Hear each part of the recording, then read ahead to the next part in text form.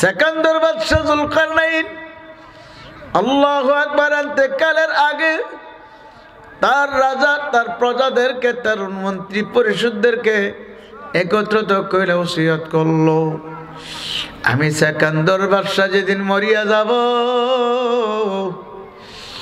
আমার যখন গোসল করে কাফনের কাপড় পরাইবা, আমার হাত দুইটা কাফনের বাইরে রেখে তারপর কাপড় পরাইও।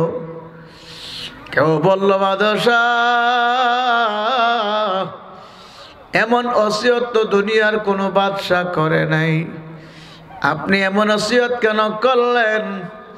তখন বাদশাহ ওই সেকান্দর বাদশাহ বলছিল, আমি দুনিয়ার দারদেরকে নসিহত করতে চাই, ও দুনিয়াদার দুনিয়ার পাগলেরা, আজকে যারা আখিরাতকে বাদ দিয়া দুনিয়ার পাগল হইছো, আখিরাতকে বাদ দিয়া মাওলার বাদ দিয়া যারা আজকে দুনিয়ার জন্য পাগল হইছো, আজকে তাকায়া দেখো আমি সেকান্দর বাদশার মতো বাদশা পৃথিবীতে আর বোধ আসবে না। আজকে দেখো আমি এত বড় বাদশা, সারা দুনিয়া ব্যাপী আমার রাজত্ব চলছে, আজকে আমি কবরে রওনা করলাম, দুইটা খালি হাত নিয়ে কবরে যাই। কোথায় আমার বাদশাহী, কোথায় আমার বাড়ি, কোথায় আমার ঘর, কোথায় আমার ডলার, কোথায় আমার ব্যবসা, সব দুনিয়াতে পড়িয়া রইল, আমি খালি হাত দিয়ে কবরে যাই। আজকে তোমরা তাকায়া দেখো আমি যেমন এত বড় বাদশা খালি হাত দিয়ে কবরে যাইতে আসি, ঠিক তোমরাও একদিন এমন ভাবে খালি হাত দিয়ে কবরে যাইবা। তবে কবরে যে রওনা করছো, কি নিয়ে রওনা করছো? কবরে কামাই করিয়া এবার আমল ঠিক করিয়া কবরে যাইও। যদি ইমান আমল ঠিক করিয়া কবরে যাইতে পারো, আমার মাওলার কালামের ঘোষণা, আমার মাওলা পাক কালামের মধ্যে ঘোষণা করছে, যারা আমার মাওলাকে রব স্বীকার করার মতো করবে এবং তারপর ইস্তেকামত থাকতে পারবে, আল্লাহ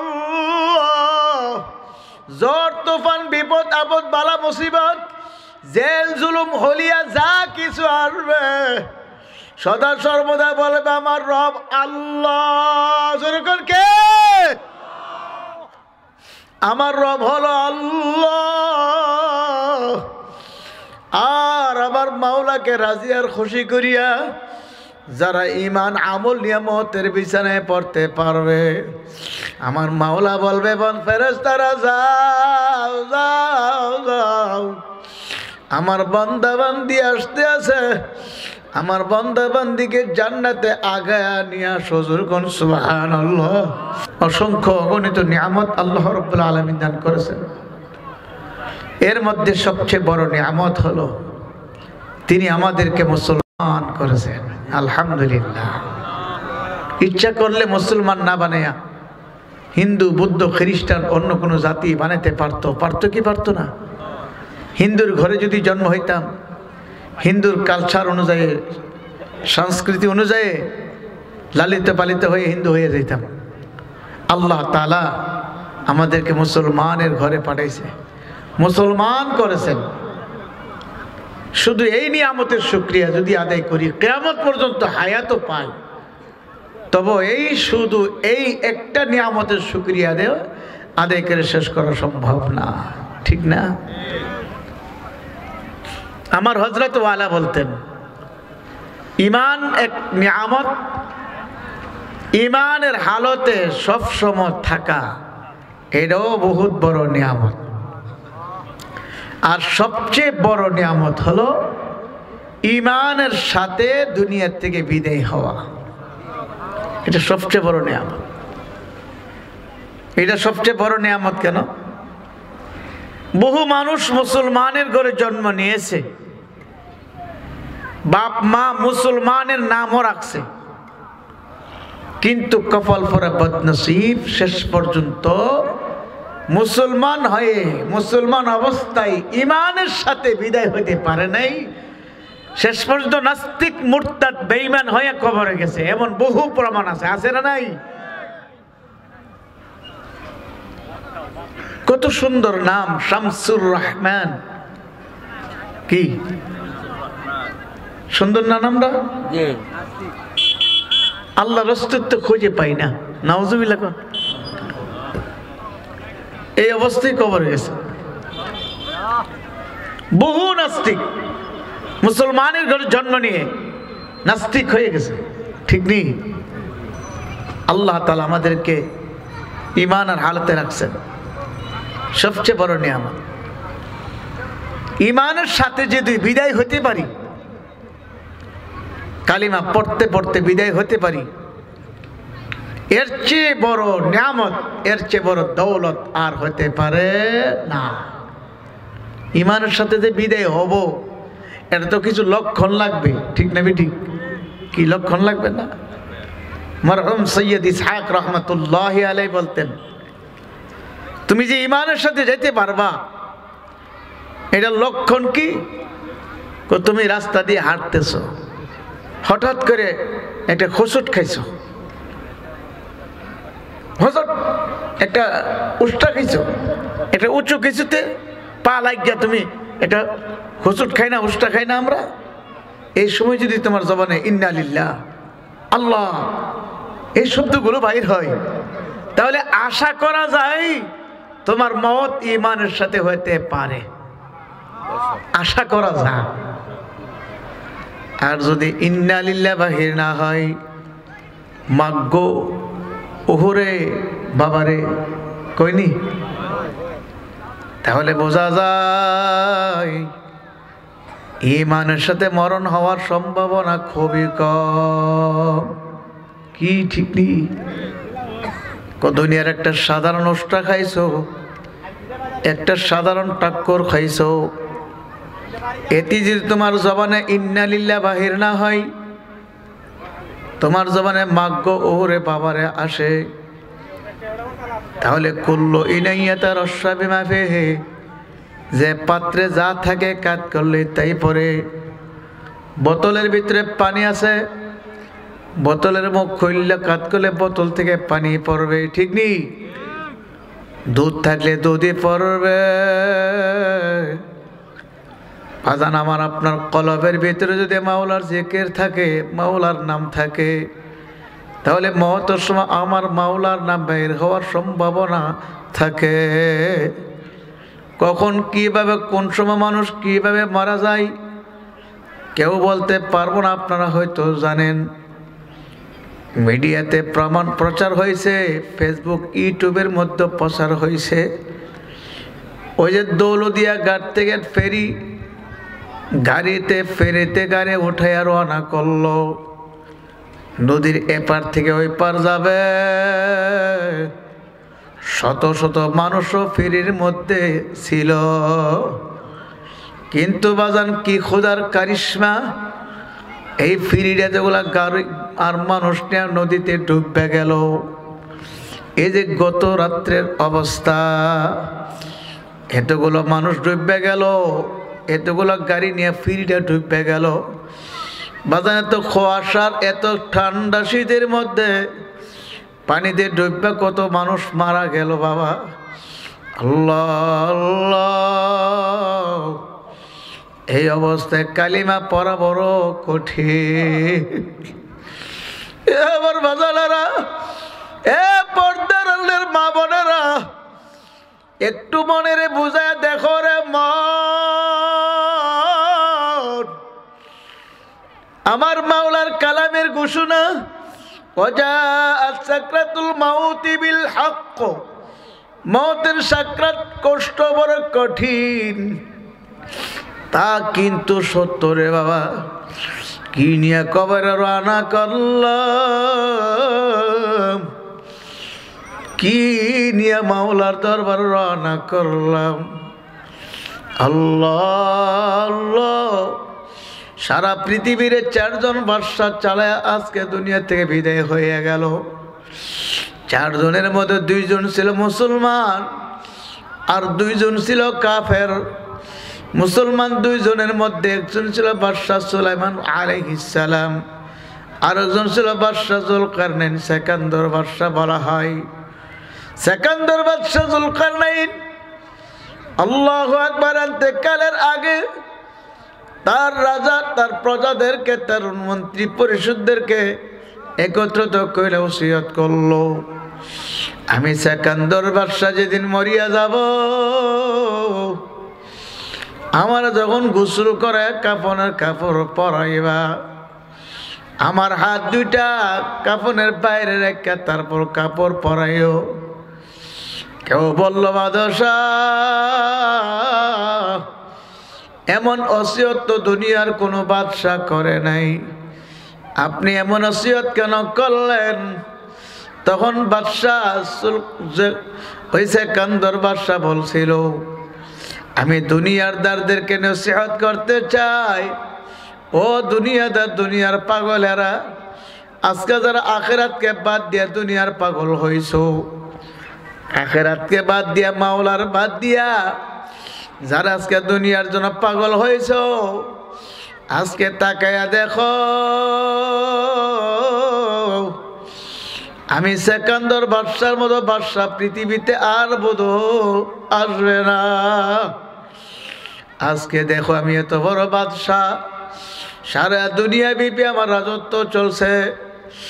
আজকে আমি কবরে রওনা করলাম, দুইটা খালি হাত নিয়ে কবরে যাই। কোথায় আমার বাদশাহী, কোথায় আমার বাড়ি, কোথায় আমার ঘর, কোথায় আমার ডলার, কোথায় আমার ব্যবসা? সব দুনিয়াতে পড়িয়া রইল, আমি খালি হাত দিয়া কবরে যাই। আজকে তোমরা তাকায়া দেখো, আমি যেমন এত বড় বাদশা খালি হাত দিয়া কবরে যাইতে আসি, ঠিক তোমরাও একদিন এমন ভাবে খালি হাত দিয়ে কবরে যাইবা। তবে কবরে যে রওনা করছো, কি নিয়ে রওনা করছো? কবরে কামাই করিয়া এবার আমল ঠিক করিয়া কবরে যাইও। যদি ইমান আমল ঠিক করিয়া কবরে যাইতে পারো, আমার মাওলার কালামের ঘোষণা, আমার মাওলা পাক কালামের মধ্যে ঘোষণা করছে, যারা আমার মাওলাকে রব স্বীকার করার মতো করবে এবং তারপর ইস্তেকামত থাকতে পারবে, আল্লাহ ঝড় তুফান বিপদ আপদ বালা মুসিবত জেল জুলুম হলিয়া যা কিছু আসবে, সদা সর্বদা বলবে আমার রব আল্লাহ। যেরকম কে? আমার রব হলো আল্লাহ। আর আমার মাওলাকে রাজি আর খুশি করিয়া যারা ঈমান আমল নিয়ামতের বিছানায় পড়তে পারবে, আমার মাওলা বলবে ফেরেশতারা যাও যাও যাও, আমার বান্দা বান্দি আসতে আছে, আমার বান্দা বান্দিকে জান্নাতে আগায়া নিয়া সজুর কোন সুবহানাল্লাহ। তাতানাজ্জালু আলাইহিমুল মালাইকা,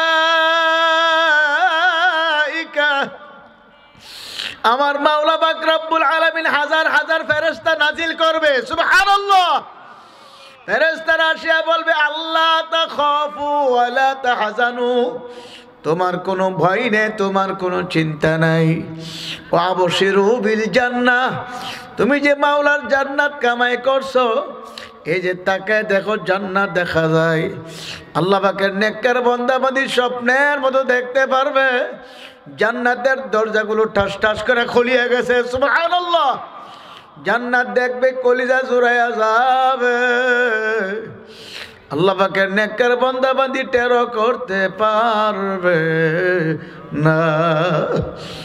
আল্লাহু আল্লাহ।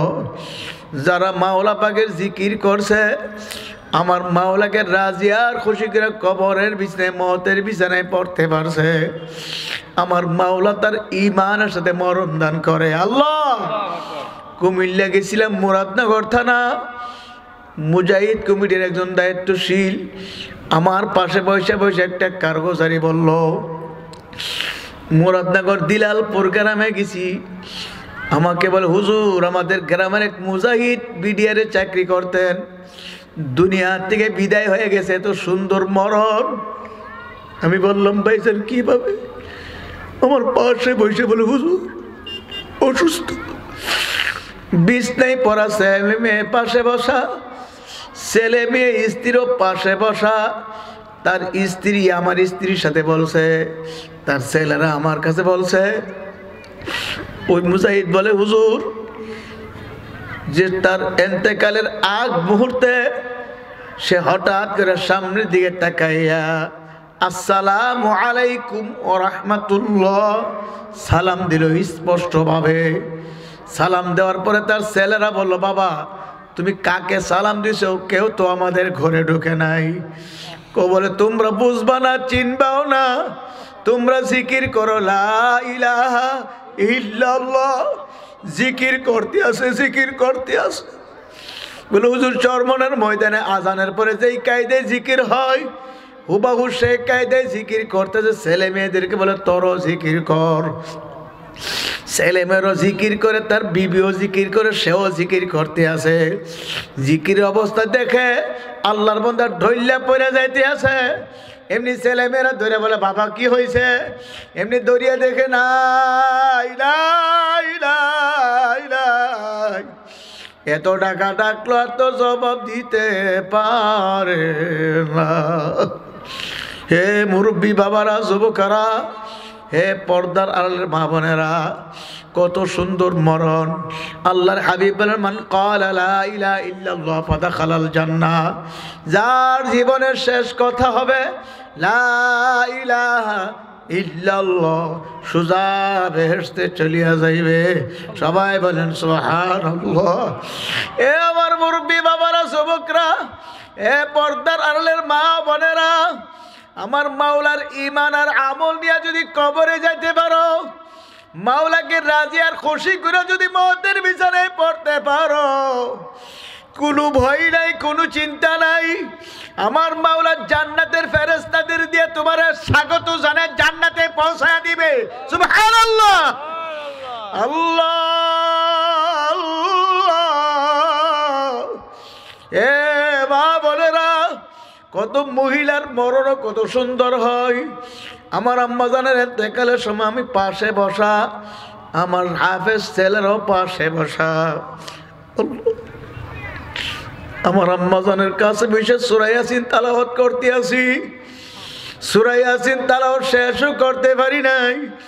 মা বলে, তোমরা সরো সরো, আমাদের ঘরে আলেম ওলামা ভরপুর হয়ে গেছে। আমার এক ছেলে বলে, দাদু কই আলেম ওলামা? আমরা দেখি না। তোরা দেখবি না? আলেম ওলামাদের তোরা দেখবি না? আমাদের ঘরে জায়গা হইতে আছে না। আমার বড় ছেলের নাম নিয়ে বলছে, খবরদার অমুকের বহুজনা ঘরে না ঢুকে, পর্দার খালাপ হয়ে যাইবে। আল্লাহ। এ মা বলে, আজকে আমার আপনার মধ্যে পর্দা নাই। আজকে বেগানা নারীরা বেগানা পুরুষ নিয়ে আড্ডা মারে, গল্প করে। যেই মহিলাকে 40 থেকে 80 জন ভিন্ন পুরুষ দেখবে, এই মহিলার নাম দায়ুসের খাতায় লেখা হয়ে যাইবে গো মা। আমার মাওলার কালামের ঘোষণা শোনায়া থইয়া যায়, ইউরাফুল মুজরিমুনা বিসীমাহুম ফায়ুখাযু বিন-নাওয়াসি ওয়াল আকদাম।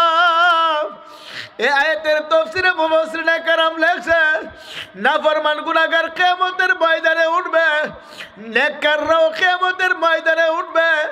নেককারদেরকে আমার মাওলা মানুষের শুরুতে কিয়ামতের ময়দানে তুলবে। আমার মাওলার আরশের ছায়ার যে ডাকিয়া ডাকিয়া জায়গা দিয়া দিবে। সুবহানাল্লাহ। আর নাফরমান গুনাহগার বদমাশ যারা আমার মাওলার সাথে নাফরমানি করছে, জিনা ব্যভিচারী সুদ ঘুষ হারাম খায়া কবরে রওনা করছো, আমার সাথে রাগ করিয়া লাভ নাই, গুসা দিয়া লাভ নাই। আপনাদের সঙ্গে আমার কোনো ঝগড়া নাই, কোনো ঝগড়া নাই। আমি আমার মাওলার কালাম শুনায়া থইয়া যাই। আমার মাওলার কালামের এই আয়াতের তাফসীরে লেখছে, যারা হারাম খায়া রক্ত গোশত তৈরি করে কবরে যাইবে, হারাম খোরদের কিয়ামতের ময়দানে শুয়োরের চেহারা নিয়ে উঠবে। জোরে কর নাউজুবিল্লাহ। যারা মানুষকে ঠকাবে নিজে জিতবে কিয়ামতের ময়দানে বানরের সুরতে উঠবে, যারা হিংসা হাসাদ করবে কিয়ামতের ময়দানে কুকুরের সুরতে উঠবে, যারা মানুষকে বাবারে হয়রানি পেরাশানি করবে মিথ্যা মামলা দিয়ে পেরাশানি করবে কিয়ামতের ময়দানে সাপের সুরতে উঠবে, যারা নিজেকে বড় মনে করবে কিয়ামতের ময়দানে পিপিলিকার চেয়ে নিকৃষ্ট ছোট প্রাণী হয়ে উঠবে। বাবা হে বাবারা ভালো করে বুঝো, যারা পরকে প্রেমে জড়াইয়া জিনা করিয়া জিনার গুনাহ নিয়ে কবরে যাবে, জিনাকার পুরুষরা কিয়ামতের ময়দানে স্ত্রী লিঙ্গের চেহারা নিয়ে উঠবে। বাবা জিনাকার মেয়ে লোকেরা কিয়ামতের ময়দানে পুরুষ লিঙ্গের চেহারা নিয়ে উঠবে। বাবা আল্লাহ এ মা বোনেরা ভালো করে জানিয়ে নাও, জিনাকার মেয়ে লোকের পেটের ভিতরে জাহান্নামের আগুনের বাচ্চা হইবে। আল্লাহ বাচ্চা পেটে বড় হইবে, বড় হইবে, বড়ই হইবে, এত বড় হবে দুনিয়ার কোনো মানুষ যদি দেখতো এ দুনিয়াতে বসবাস করতে পারতো না, পাহাড়ে জঙ্গলে দৌড়াইতে আর চিৎকার করতো। আল্লাহ পেটের ব্যথা বাচ্চা বড় হইবে আর ব্যথা বাড়তে থাকবে, প্রসব ব্যথা এমন কঠিন হইবে, প্রসব ব্যথা এত কঠিন হইবে লা ইয়ামুতু ফিহা ওয়ালা ইয়াহইয়া, আর দ্বিতীয়বার মরণ হবে না, বাঁচতেও পারবে না, বাচ্চাও খালাস হইবে না। দুনিয়ার কোনো মা বাচ্চা যদি প্রসব করতে যাইয়া ব্যথা সহ্য করতে না পারে, বাচ্চা খালাস না হয়, হাসপাতালে নিয়ে সিজার করিয়া বাচ্চা খালাসের ব্যবস্থা আছে গো মা। কিয়ামতের ময়দানে কোনো সিজারের ব্যবস্থা থাকবে না, মাত্র বাচ্চার মাথা বাহির হবে, শরীর বাহির হবে না। আমার মাওলা বলে ফেরেশতারা বাচ্চার গলার মধ্যে শিকল লাগাও, শিকলের অপর মাথায় ফেরেশতারা দরিয়া টানতে থাকো, 70,000 ফেরেশতারা দরিয়া টানতে থাকবে, বাচ্চা তো বাহির হবে না। এ বাবা কেমনে সহ্য করবা, চিন্তা করে কবরে যাইও গো। আমি চরমন আল্লাহর ওলির পক্ষ থেকে একটা রাখাল আপনাদের কাছে চলে আসছি, পায়ের নিচে হাত রেখে বলিয়া থইয়া যাই, এখনো সমাজে ফেরো, আমার মাওলার দরবারে ফেরো, খাসভাবে তওবা করো। আল্লাহর পয়গম্বরের দরবারে এক মহিলা আসে বলে ইয়া রাসূলুল্লাহ, আমি কিয়ামতের ময়দানের আযাব, আমি কবর আযাব সহ্য করতে পারবো না। হুজুর আমি জিনা করিয়া ভালাইছি, হুজুর আমার জিনার বিচার করিয়া দেন। আল্লাহর হাবিব বলল তোমার পেটে কি বাচ্চা আছে নাকি? হ্যাঁ হুজুর পেটে বাচ্চা আছে। যাও বাচ্চা খালাস হওয়ার পরে তারপরে আইসো। বাচ্চা খালাস হওয়ার পরে আল্লাহর হাবিবের দরবারে মহিলা হাজির হলো বাচ্চা নিয়া। ইয়া রাসূলুল্লাহ বাচ্চা খালাস হয়ে গেছে, এই যে বাবু নিয়ে আসছি। আল্লাহর হাবিব বলল যাও যাও, এ বাচ্চা তোমার দুধ পান করবে 2 বছর, তার হক, তারে দুধ পান করে আসো। 2 বছর দুধ পান করাইয়া এখন বাচ্চা নিয়ে আসলো, বাচ্চা হাঁটতে পারে, দৌড়াইতে পারে। হুজুর বাচ্চা এখন হাঁটা চলা করে, বাচ্চা বাড়তি খাবার খাইতে পারে।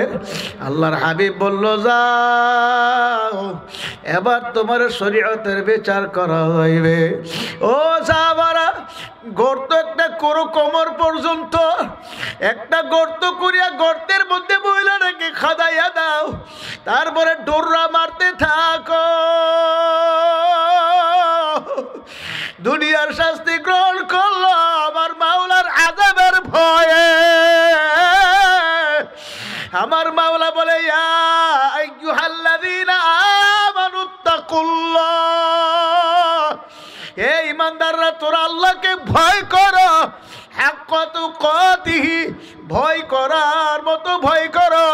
ওয়ালা তামুতুন্না ইল্লা ওয়া আনতুম মুসলিমুন, খবরদার খবরদার মুসলমান না হয়ে কেউ মরিও না, মুসলমান হয়ে কবরে যাইও। মুসলমান হয়ে যদি কবরে যাইতে পারো আল্লাহর হাবিব বলে কবরটা বেহেশতের বাগান হয়ে যাইবে। আলহামদুলিল্লাহ। আর যদি মুসলমান না হইয়া, নাফরমান হইয়া, মুনাফিক হইয়া, বেঈমান হইয়া যদি কবরে যাও, কবর তো কবর না, জাহান্নামের আগুনের কুয়া হইয়া যাইবে। আল্লাহ, জাহান্নামের আগুন এমন কঠিন আগুন। আজকে আবার আপনার মধ্যে জাহান্নামের আগুনের ভয় নাই, কিন্তু যার জীবনে নামাজ কাজা নাই, পর্দার খালাফ নাই, ওদের জীবনে তালাশ করে দেখো আমার মাওলার জাহান্নামের ভয়ে, আযাবের ভয়ে কত কান্দন কান্দে। রশিদ আহমদ গঙ্গি রহমাতুল্লাহ আলাইহি কান্দতে কান্দতে অন্ধ হয়ে গেছে। হুসাইন আহমদ মদিনী রহমাতুল্লাহ আলাইহি কান্দছে। আল্লাহ আল্লাহ, ওই যে আল্লাহর কুতুবারা, চরমনের কুতুবারা, বাবার উজানির কুতুবারা, ওই বরুণার শেখরা কত কান্দনে কানছে। যাদের নামাজ কাজা নাই, গুনাহ আল্লাহ পাকের ফজরে বেপর দিগির কোনো রেকর্ড নাই। চরমনের মরহুম ইসাক রহমাতুল্লাহ আলাইহির ঘটনা শুনছে। সফর করে বাড়ি যায় ছেলে মেয়েদের নিয়ে কি দোস্তরে খানা খাইতে বসতেন। একদিন গালেবান জোহরের পরে খানা খাইতে বসলো। খানা আসতে ধীরে হইতে আছে। হুজুর বলল, বাবা সৈয়দ তোমরা বসো, তোমার আম্মাজান কেন দেরি করে দেখি না, বুঝি না, তোমরা বসো আমি দেখি কেন দেরি করতে আছে। হুজুর হাঁটতে হাঁটতে পাক করে দরজার সামনে যাইয়া দেখে হুজুর বিবি ওই চুলার আগুনের দিকে ছায়া ছায়া কান্দে।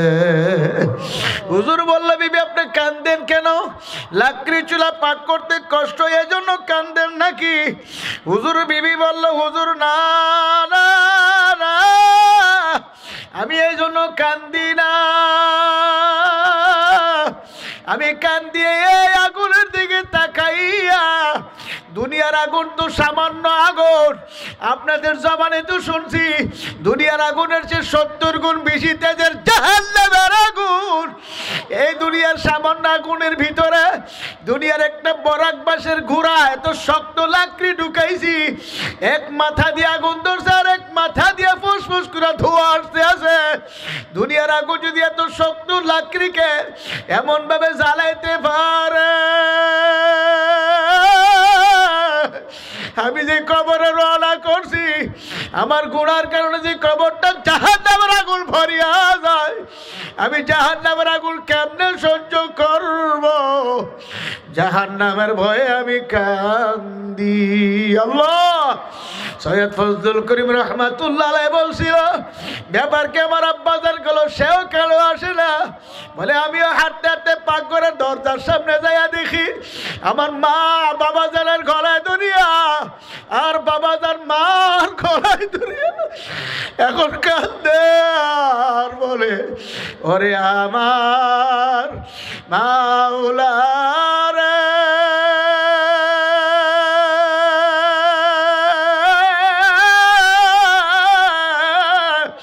ওরে আমার মাহবুব রে,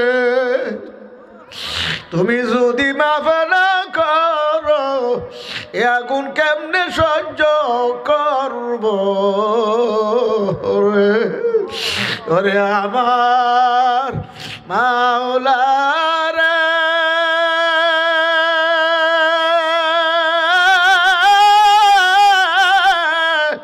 ওরে আমার মাশউক রে, তুমি যদি মাফ না করো এ আগুন কেমনে সহ্য করব রে? আল্লাহর কুতুব বলছিল, বিবি আপনার কি কোনো নামাজ কাজা হয়নি? এত রাত্র পর্যন্ত তালেবেল ইলমদের পাকশাক করেন, ফজর নামাজ কি কোনো সময় কাজা হয়েছে? হুজুর বিবি বলছিল, না না না, ফজর নামাজ আমার কাজা হয় না। আল্লাহর কুতুব বলছিল, বাবা ফজলুল করিম তুমি যে আমার সঙ্গে মাঝে মাঝে আমাকে অনেক সময় আমার অনুপস্থিতে আমি যাইতে না পারলে আমার মাহফিলে মাঝে মাঝে তুমি যাও, গাড়িতে যাইতে আসতে তোমার কি কোনো সময় নামাজ কাজা হয়েছিনি? আল্লাহর কুতুব বলছিল বাবা যান না না, আল্লাহর ফজলে নামাজ কাজা হয় না। বাবারে আল্লাহর কুতুবেরা যদি এমন ভাবে জাহান্নামের ভয়ে কাঁদতে পারে, আমার বা উপায় কি?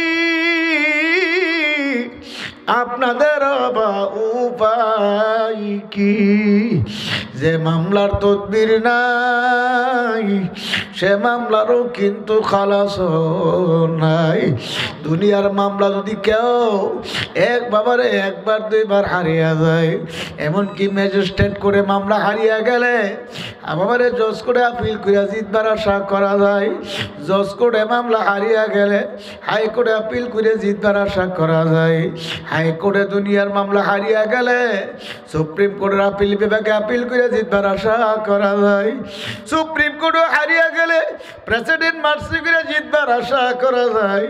খুদা না খাস্তা আখিরাতের 5টা মামলা, মওতের মামলা, কবরের মামলা, হাসরের মামলা, মিজানের মামলা, ফুলসিরাতের মামলা, এই 5 মামলার কোনো এক মামলা যদি আল্লাহ না করো হারিয়ে যায়, আর দুনিয়াতে আসিয়া আপিল করিয়া জিতবার আশা নাই।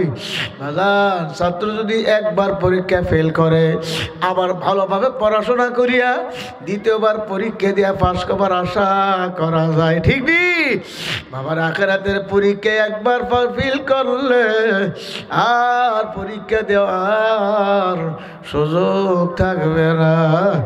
এজন্য আমার বাজানদেরকে বলবো, আমার মুরব্বী বাবারা, যুবক ভাইয়েরা, এ পর্দার আড়ালে আমার মা বোনেরা, তবে বলতে পারেন হুজুর আমার তো মনে চাই গুনার কাজ ছাড়িয়া নেকের আমল করিয়া চোখের পানি নিয়ে কবরে যেতে মনে চাই, হুজুর কেন পারি না? বাবা নফস এবং শয়তান কাজ করতে আছে, এজন্য পারা যায় না। নফস এবং শয়তান থেকে বাঁচিয়া ঈমান আমল মজবুত করে কবরে যাওয়ার জন্য আমার আল্লাহ পরামর্শ দিছে, ও কুনু মা'আস সাদিকিন, তোমরা আমার একজন সাদিকিন আল্লাহওয়ালার সঙ্গী হইয়া যাও। হে আমার বান্দা বান্দিরা, তোমরা যদি আল্লাহওয়ালার সঙ্গী হইতে পারো, সাদিকিন বান্দাদের সঙ্গী হইতে পারো, তাহলে তোমরাও সাদিকিন হইতে পারো। আমারে বর্তমান যুগে পীর মুরিদির নামে ব্যবসা বাণিজ্য দলাদলিতে পরিণত হয়ে গেছে, কথা ঠিক নেই? আল্লাহ আল্লাহ, কত পীর ভণ্ডরা সারা দুনিয়ার মধ্যে ছড়াইয়া পড়ছে, বিশেষ করে ভারত, পাকিস্তান, বাংলাদেশের ভিতরে কত ভণ্ডরা সমাজে ছয়লাভ হয়ে গেছে। ওই ভণ্ডদের হাত থেকে রক্ষা করার জন্য, ঈমান আমল হেফাজতের জন্য একজন হক্কানি পীরকে তালাশ করো, ওই হক্কানি পীরের সাথে সম্পর্ক করো। আল্লাহ আল্লাহ, হক্কানি একজন আল্লাহওয়ালার সঙ্গে সম্পর্ক রাখতে পারলে আল্লাহর ফজলে ঈমান আমল শয়তান ধ্বংস করতে পারবে না। বাবা হক্কানি পীর কারা?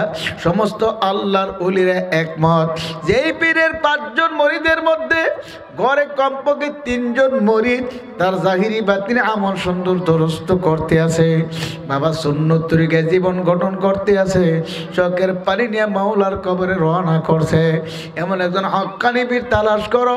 বৃক্ষ তোর নাম কি, ফলে পরিচয়, চর্বনায় বুঝি না, চর্বনায় অ্যাডভার্টাইজ প্রচার প্রশংসা করার জন্য আসি না। এ বাবারা, চর্বনার ময়দানে যাওয়ার পরে কত পথ হারা দিশে হারা মানুষ পথের সন্ধান পাইছে, কথা ঠিক নেই? চর্বনার ময়দানে যাওয়ার পরে কত বেনামাজি নামাজি হয়েছে, কত দাড়িওয়ালা হয়েছে, কত টুপি সারা লোক টুপিওয়ালা হয়েছে, কত বেপর্দা লোক পর্দাওয়ালা হয়েছে, ঠিক নেই? ওই চর্বনার ময়দানে আপনাদেরকে দাওয়াত দেওয়া যায় আগামী 28, 29 ফেব্রুয়ারি, 1 মার্চ ঐতিহাসিক ফাল্গুনের মাহফিল। একবার যাইয়া ঘুরে দিকে আইসেন, আল্লাহর বান্দারা যায়। এই যে আমার পাশে যিনি বসছেন তিনিও বলে 3 বার চরমনের ময়দানে গেছেন, কাজে এই এলাকার অনেক মানুষ যায়, কাজে আপনাদেরকে যাওয়ার জন্য দাওয়াত দেওয়া যায়। বাবা চরমনায় গেলেই যে মুরিদ হওয়া লাগবে এমন কোনো শর্ত না, আপনি অন্য পীরের মুরিদ হইলেও যাইতে পারবেন, কোনো বাধা নাই। কি কথা ঠিক? পাঁচটা সুন্নতের কথা বলিয়া থইয়া যায়, এই পাঁচটা সুন্নত আর পাঁচটা ঔষধ, তিনটা সবক, তিনটা শর্ত যদি ঠিকভাবে আমল করতে পারি, ফজর নামাজের পরে আর মাগরিবের পরে এই দুইটা সময় আমার মাওলার জিকির করব, আর আল্লাহর ওলিদের লিখিত কিতাবাদি দৈনন্দিন পাঠ করব, সাপ্তাহিক তালিম ও হালকা জিকিরে হাজির থাকব, মাসিক ইজতেমা সব গোজারিতে যাইব, চরমনাতে বৎসরে দুইটা মাহফিল, দুটা মাহফিলে যাইব, না পারলে যে কোনো একটাতে যাইবই। এই পাঁচটা ঔষধ, তিনটা সবক, তিনটা শর্ত, আমলে খলুস, তরবিয়তে খলুস, নিয়তে খলুস। বাবা রে, আর হইল মাসে একদিনের আয় আল্লাহ রাস্তায় দান সৎকা করা, মাসে কমপক্ষে 4টা লোকের বুঝে নামাজে হাজির করা, আর দৈনিক 2 রাকাত সালাতুল হাজত নামাজ আদায় করা। এই শর্ত, এই সবকগুলো আমল করলে, আর 5টা সুন্নত, আল্লাহ মেসওয়াক করে উযু করা, উযুর সময় মেসওয়াক করতে পারলে এই মেসওয়াকের বরকতে আমার মাওলা মেসওয়াকের বরকতে ঈমানের সাথে মরণ দান করবে। সুবহানাল্লাহ। আল্লাহ উযুর পরে কালিমা শাহাদাত, আশহাদু আল্লাহ ইলাহা ইল্লাল্লাহু ওয়া আশহাদু আন্না মুহাম্মাদান আবদুহু ওয়া রাসূলুহু, আর আজানের পরে দোয়া পড়া, আল্লাহুম্মা রাব্বা হাযিহিদ দাওয়াতি তাম্মা, দোয়াটা পড়া। আরেকটা দোয়া আছে কোরআনুল কারীমের ভিতরে, রব্বানা লা তুযিগ কুলুবানা বা'দা ইয হাদাইতানা ওয়া হাব লানা মিন লাদুনকা রাহমা ইন্নাকা আনতাল ওয়াহ্হাব। এই দোয়াটা বেশি বেশি পড়া, আর আল্লাহ ওয়ালাদের সঙ্গে সম্পর্ক রাখা। তাহলে আল্লাহর ফজলে এই 5টা সুন্নত ঠিকভাবে আমলে আনতে পারলে আল্লাহ ঈমানের সাথে মরণ দান করবে। আমার জন্য দোয়া চাই, আমিও দোয়া করি, সবাই সবার জন্য দোয়া করেন। আল্লাহ যেন আমাদের সবাইকে গুনার কাজ ছাড়িয়ে নেকের আমল করিয়া চোখের পানি নিয়ে কবরে যাওয়ার তৌফিক দিয়া দেন। আল্লাহুম্মা আমিন। এ ঘরের মেয়ে লোকের হাত উঠে দোয়া করেন, মাওলার কাছে চোখের পানি সারিয়া কাঁদেন। চোখে যদি পানি আসতে না চাই গো মা, মাওলার দরবারে বলেন, আর মালিক,